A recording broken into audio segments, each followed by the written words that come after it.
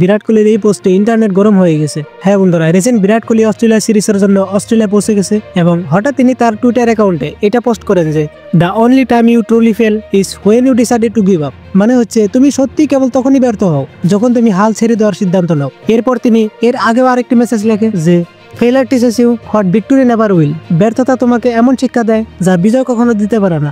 এই মেসেজগুলো নিয়ে ইন্টারনেট জগতে হইচই লেগে যায়। অনেক ফ্যান্স যার যার নিজা মন্তব্য উঠায় কমেন্টসের মাধ্যমে, যেখানে একজন লিখে বিরাট কোহলি এখনো আগের মতোই আছে, একই মানসিকতা আর ক্ষুধা নিয়ে।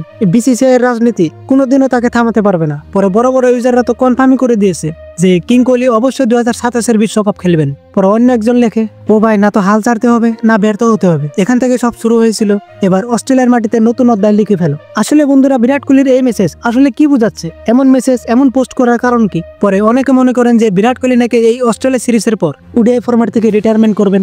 অন্যদিকে কেউ কেউ মনে করেন যে এই টুইটের মাধ্যমে তিনি সমালোচকদের জবাব দিয়েছেন যারা প্রায় তার ওয়ানডে ভবিষ্যৎ নিয়ে প্রশ্ন তোলেন। পরে আসল নিউজ এভাবে আসে যে ওই টুইটটা একটা জুতো কোম্পানির অ্যাডের জন্য ছিল। কি আজব! মানে এই সিরিয়াস টাইমে বিরাটের এই টুইটটা একদমই তার রিটায়ারমেন্টের ভয়ের সাথে মিলে যায় যে তিনি ফিউচারে আরো ম্যাচ খেলবেন। এটা আমরা মেনে নিয়েছি এই টুইটের মাধ্যমে। আর তারপরেও যাই হোক, বিরাট কোহলি অবশ্যই 2027 বিশ্বকাপ খেলবেন। এতে আপনারা কি বলেন?